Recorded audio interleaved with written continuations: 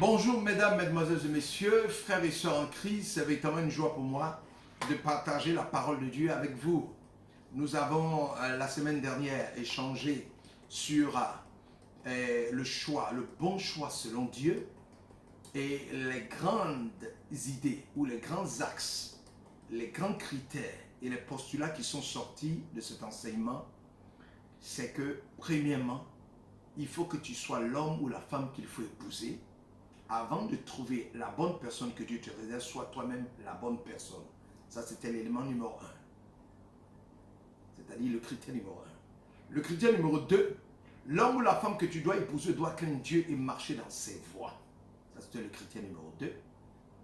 Le critère numéro 3, c'était, c'est le critère numéro 3 qui est très important, c'était que tu ne devras pas aider ton futur mari ou ta future femme à te voir. C'est-à-dire, on ne se marie pas par séduction. Voilà. Le critère numéro 4, c'est que tu ne poseras pas un homme ou une femme parce qu'il ou elle est gentil, poli et galant. C'est le numéro 4. Oui. Le critère numéro 5, tu ne poseras pas un homme ou une femme qui n'a pas les mêmes visions ou les mêmes objectifs que toi. Oui, ça c'était le critère numéro 5. Le critère numéro 6, ne choisis pas ton époux uniquement pour sa beauté physique, c'est-à-dire apparence extérieure. C'était le 6. Le critère numéro 7, ne choisis pas un époux ou une épouse parce que tu as besoin d'avoir une sécurité physique ou financière. Le critère numéro 8, ne choisis pas un époux ou une épouse parce que tu as besoin de satisfaire tes besoins personnels. Oui. Et le critère numéro 9, ne choisis pas ton époux ou ton épouse parce que cela fait un moment que vous êtes dans une relation en cachette. Voilà. Ça, c'était le critère numéro 9.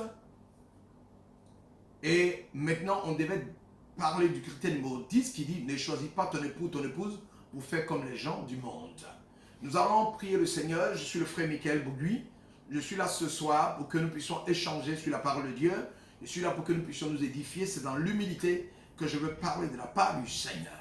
Dans le critère numéro 10, il a dit quoi? Nous allons prier d'abord avant de commencer le critère numéro 10. Je vais être short, aller rapidement parce qu'une vidéo, quand elle fait plus de 40 minutes, son téléchargement est très difficile. Prions le Seigneur.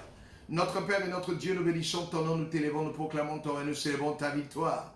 C'est par ta grâce dans le nom de Jésus que tu me donnes l'opportunité de parler du bon choix selon Dieu. Éternel, donne-moi l'inspiration par la puissance de ton Saint-Esprit pour aller jusqu'au bout de cet enseignement afin qu'il touche les cœurs, transforme les vies et qu'il enseigne les frères et sœurs que moi-même je sois édifié. C'est dans l'humilité que je parle de ta part dans le nom de Jésus. Alléluia. Amen. Oui. Ne choisis pas ton époux, ton épouse pour faire comme les gens du monde. Oui. Tu veux te marier parce que tous les frères et toutes les sœurs dans ton comité ou dans ta famille est mariée. Non. Ne te marie pas par compétition ou par rivalité. Non, on ne se marie pas par compétition, par rivalité. Tu aimes la rivalité, la compétition. Donc tu décides de fabriquer un mari ou une épouse de compétition. Ne voulant pas être seul et considéré comme une vieille fille ou un vieux garçon. Tu veux te précipiter dans les bras du premier venu ou de la première femme qui vient. Ne le fais pas parce que tu ne pourras pas revenir en arrière. Le mariage, ce n'est pas comme on rentre dans une boutique mauritanienne et puis on sort, on achète un article, on va et puis on le change. Non. Le mariage, c'est pour la vie.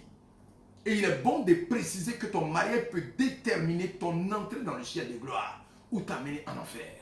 Donc, tu ne dois pas te marier par précipitation ou parce que tu vois que ça fait des années que des frères et des sœurs se marient, ton frère s'est marié, toutes tes grandes sœurs sont mariées, toutes tes petites sœurs sont mariées, tu n'es pas marié. Non, ne prends pas cet engagement-là.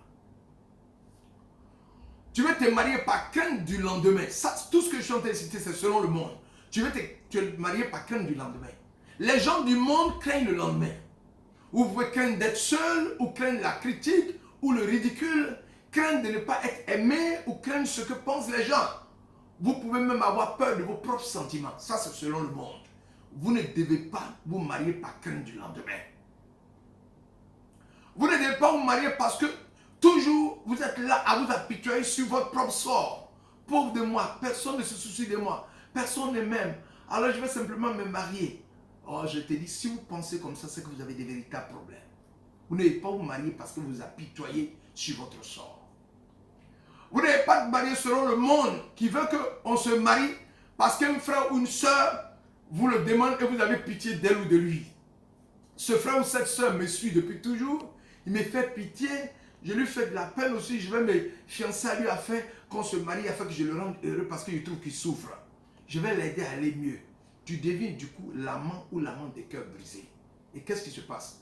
Tu vas passer ton temps pour pouponner cette personne-là toute ta vie et ce sera le désastre. Ça, c'est selon le monde. On ne se marie pas parce qu'on n'a pas pitié. L'amour n'a rien à voir avec la pitié. Dans le monde, tu veux te marier parce qu'un frère ou une soeur te dit qu'elle ou il a reçu une prophétie de Dieu. Ça, c'est courant dans le monde évangélique. Courant chez nous. Si tu te maries par prophétie, tu divorceras par révélation. Ça, c'est un pasteur qui l'a dit. Le Seigneur a dit que tu es mon mari ou le Seigneur a dit que tu es ma femme. Si un frère te dit ça, dis-lui, allons, on va commencer à prier. Ce que Dieu t'a révélé là, il faut qu'il me révèle cela aussi. Ne te jette pas dans ses bras parce qu'il est en train de mentir. Si c'est Dieu qui lui a révélé ça, Dieu va te révéler ça aussi. Dieu va te révéler la même chose que Dieu lui a donné. Il te donnera ça comme révélation. Tu dois lui dire, on va prier. L'Éternel va me révéler moi aussi. Et c'est à partir de cela que moi et toi, nous allons commencer le cheminement et ensuite aboutir au mariage. Après quelques mois, si vous ne vous entendez pas, qu'est-ce qui va se passer? Le même frère ou la même soeur va dire, ce n'est pas la volonté de Dieu. Alors que mon frère et ma soeur, tu as dit que Dieu a dit. Si tu fais Dieu menteur, tu fais le Saint-Esprit menteur et tu pêches contre l'Éternel. Donc, il faut éviter de rencontrer une soeur et de lui balancer une prophétie en disant, Dieu m'a dit que moi et toi on se marie. Si Dieu t'a dit, tu n'as pas besoin de parler, Dieu va lui révéler ça. Le critère numéro 11, tu ne choisis pas une épouse ou un époux dont tu ne connais pas les activités. Oui. Le frère que tu vois ou la soeur que tu vois, tu ne le connais pas, tu ne la connais pas. Beaucoup de frères sont malheureusement des acteurs de cinéma. Il faut demander à Dieu de te révéler le caractère caché de ce frère ou de cette soeur. C'est les gens qui font des scénarios, ils sont trop forts. Dieu va le faire rapidement, mais il faut accepter ce que Dieu te dira. Et ne pas avoir déjà fait un choix dans ton cœur. Sinon, ce sera un échec, une catastrophe. Tu le vois, il roule dans une grosse voiture, mais demande ce qu'il fait dans la vie. Fais-lui une surprise à son lieu de travail. Peut-être que c'est un braqueur, peut-être que c'est un escroc, doublé d'un esprit d'impudicité.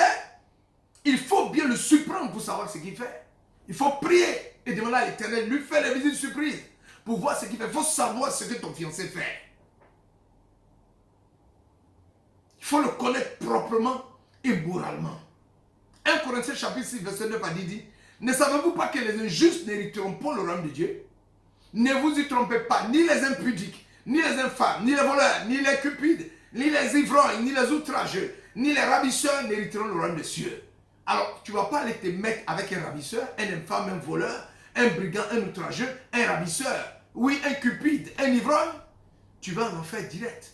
Parce que quand tu te colles à quelqu'un, vous devenez un seul. Et où il va, c'est là-bas que tu vas. Une seule dirait, on ne monte pas dans une voiture, on n'est pas sûr des capacités, du potentiel du conducteur. Si nous éprouvons un homme qui fait preuve de malhonnêteté dans les affaires de cette vie, il en fera preuve également au sein du mariage. Si c'est un voleur ou un trompeur, dans le mariage, il va vous tromper. Et il ne pourra pas, en vérité, il pourra par exemple voler la femme de quelqu'un d'autre, voler de l'argent à nos parents, voler de l'argent à notre Dieu. Si nous épousons une personne qui veut toujours posséder plus, il ne sera jamais satisfait de ce que nous avons. Elle ou il sera malheureux, il cherchera à tout prix une meilleure condition, oui, sociale. Et elle nous demandera toujours plus d'argent, plus de ceci, plus de cela. Un éternel est satisfait. Si c'est un ivrogne, c'est qu'il ne pourra pas se maîtriser. Préparez-vous au coup et à vivre avec un homme qui manque de maîtrise. Il va passer tout le temps vous frapper dans la maison. Si c'est drogue, s'il est lié par un quelconque péché que ce soit, vous retrouverez ce péché au cœur de votre mariage. Soyez prudents, soyez prudentes. Oui, avant d'épouser un homme, cherchez à savoir qu'est-ce qu'il fait dans la vie, qui il est réellement. Cherchez à savoir qu'est-ce qu'il fait.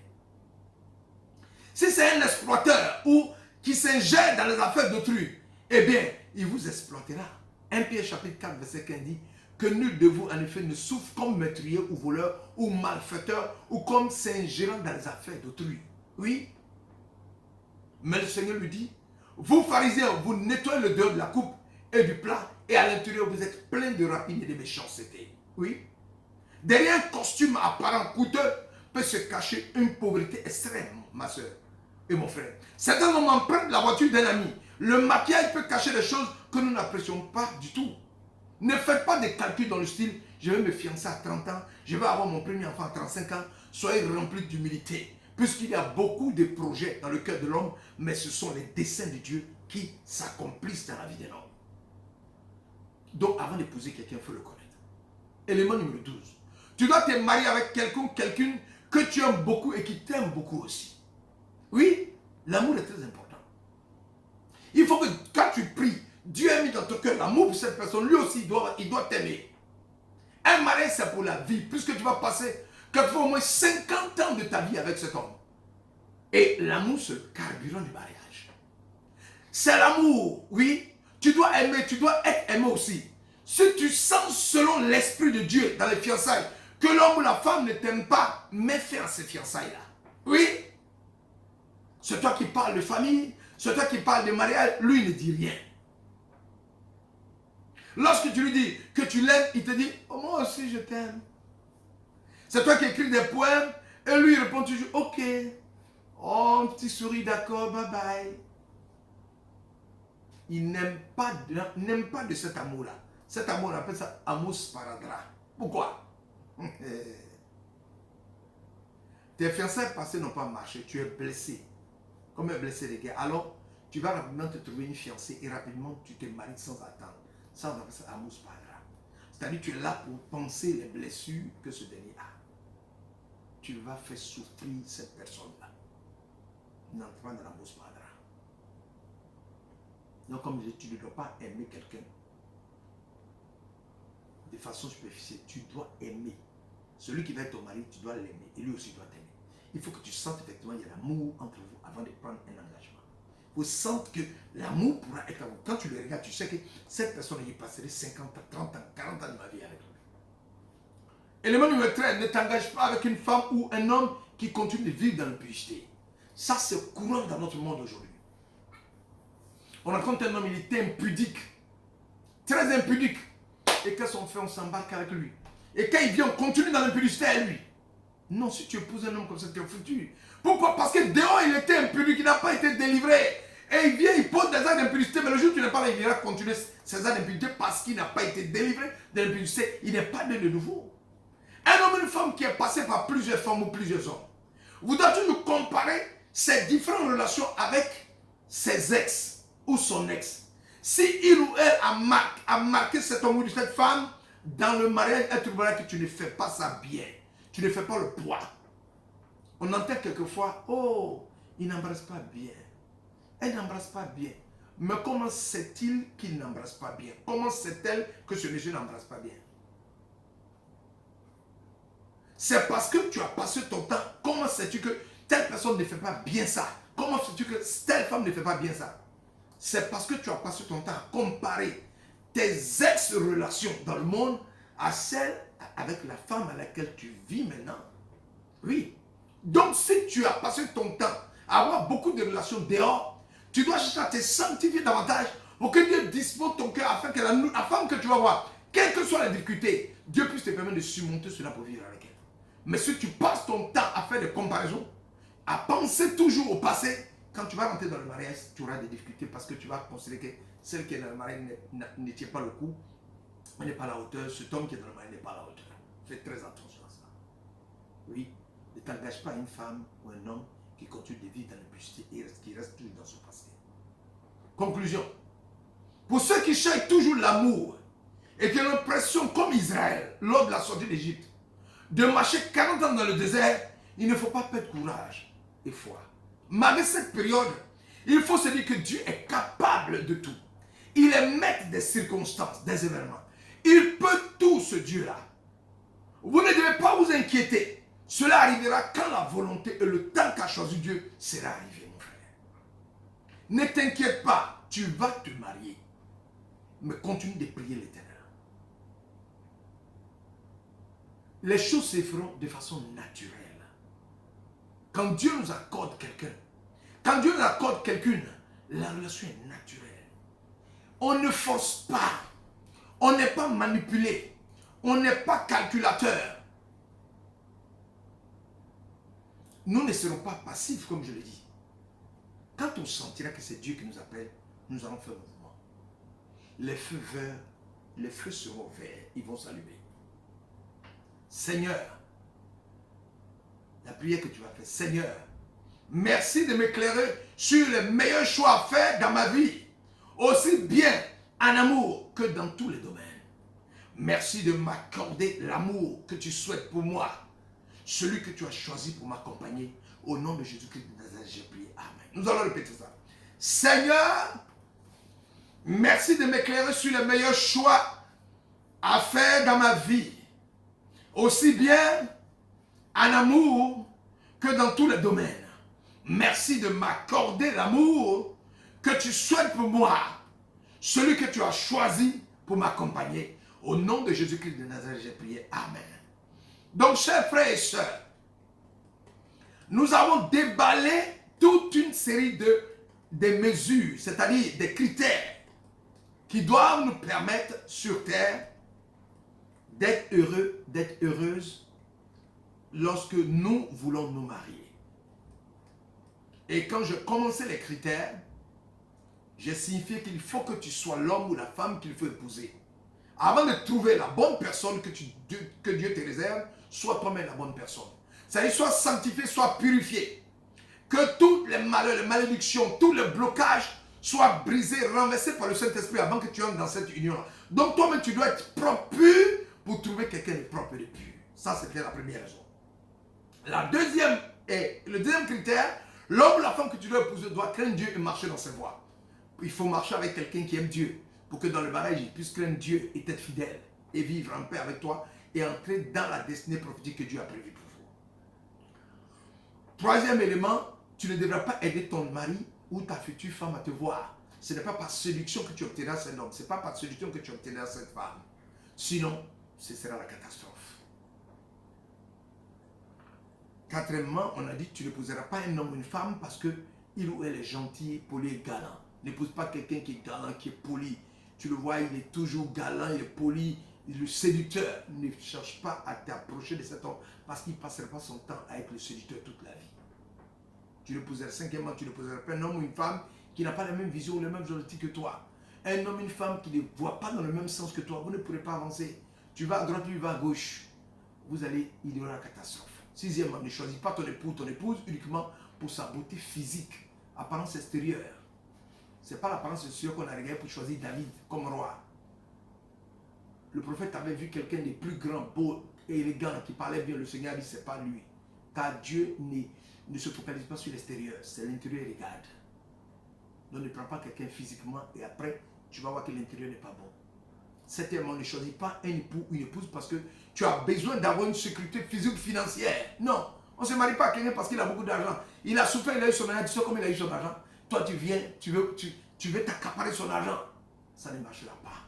Huitièmement, ne choisis pas un époux ou une épouse parce que tu as besoin de satisfaire tes besoins personnels. Tu n'as pas reçu quelque part, tu veux que quelqu'un le fasse pour toi. Mais reçu, tu n'as pas reçu, toi tu veux utiliser la réussite de l'autre. Tu n'as pas quelque chose, tu veux le gagner l'autre. Non, ça c'est l'amour poulet. Je n'ai pas avec mon mari, je vais l'avoir. Non. Qu'est-ce que toi tu proposes? Quand tu viens dans le mari, il faut proposer quelque chose.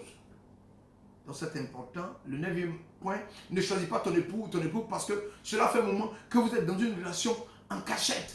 Tu vis une vie d'impudicité avec un homme, en douce, et tu dis, Seigneur, donne-moi un mari. Non, il est déjà là. Prie pour que celui-là t'épouse. Mais ne reste pas dans cette situation. Sors de cette relation-ci. Tu vois que ton objectif, ce n'est pas de t'épouser. Abandonne cette relation-là. Ne reste pas dans les œuvres de la chair.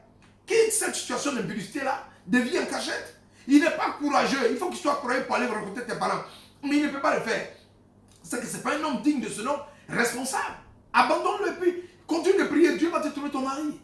Ne choisis pas ton époux pour faire comme les gens du monde. Les gens du monde, qu'est-ce qu'ils font? Quand ils veulent se marier, ils se marient à une frère ou une soeur parce que sa soeur, son cousin, ses nièces se sont déjà mariés. Et c'est devenu une forme de compétition. N'entre pas dans ça. Ils se marient parce qu'ils ont la crainte du lendemain. Puisqu'ils ne connaissent pas Dieu, ils ne savent pas que Dieu peut préparer le lendemain. Ils n'ont pas confiance en Dieu. Ils abandonnent cette façon de vivre du monde. Ne te marie pas parce que tu appuies-toi sur le sort de quelqu'un, il vient, il pleure, ou une fille qui pleure, elle dit je t'aime, tu dis bon, comme elle pleure trop, je vais l'épouser. Ça c'est le monde. Ne te marie pas parce que tu as pitié d'un homme ou d'une femme. Non, non, non, non, non, c'est pas bon. Ne te marie pas aussi parce que tu t'apitoies sur toi-même ton propre sort. Ce n'est pas important. Tu ne dois pas t'apitoyer sur ton sort. Tu es une âme, tu es un sacerdoce royal, tu es quelqu'un que Dieu a créé. Tu as une bénédiction de Dieu, tu as une grâce de Dieu. Tu es cher, tu es cher à la prunelle de Dieu. Donc ne te vends pas mon cher. Ne sois pas des personnes qui se marient parce qu'un frère ou une soeur dit qu'elles ont reçu une prophétie. N'entre pas dans ça. Tu as reçu une prophétie, tu me l'as dit, oui, Dieu dit on va se marier, laisse-moi, Dieu va me donner cette même prophétie-là. Ne te marie pas par précipitation. N'épouse pas quelqu'un dont tu ne connais pas les activités. C'est un voleur, c'est un menteur, c'est un idolâtre. C'est un voleur, c'est un drogué. Tu ne sais pas. Tu peux épouser quelqu'un, il faut le connaître. Et c'est la prière qui peut te permettre de déceler tout le caractère caché qu'il y a en cet homme ou en cette femme.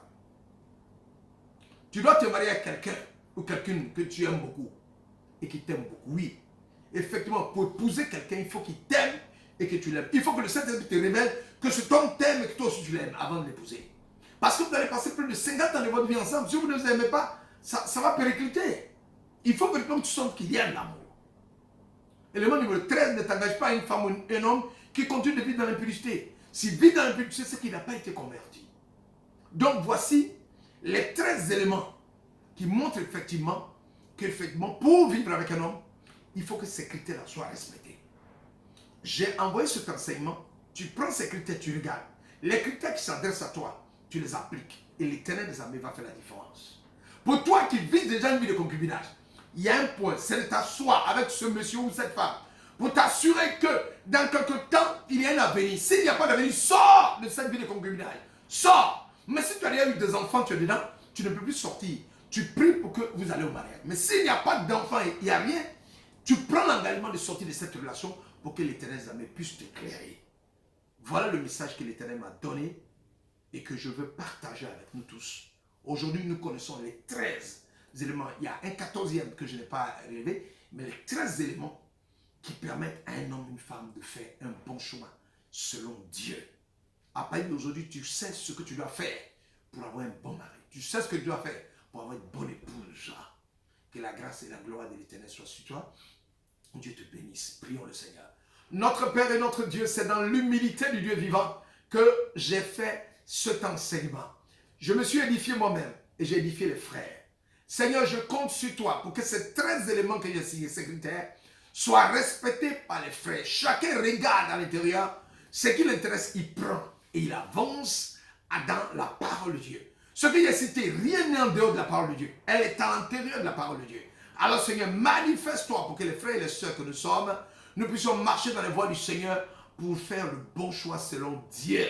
C'est en marchant dans les voies du Seigneur, demande au Saint-Esprit de travailler que le Saint-Esprit va travailler. Seigneur, j'invoque ton Saint-Esprit sur tous ceux qui regardent cette vidéo, qui ne sont pas encore mariés, afin que tu les amènes dans leur puissance du sang de Christ, à appliquer ces critères que j'ai cités, et que ces critères puissent les amener à un mariage dans le nom de Jésus.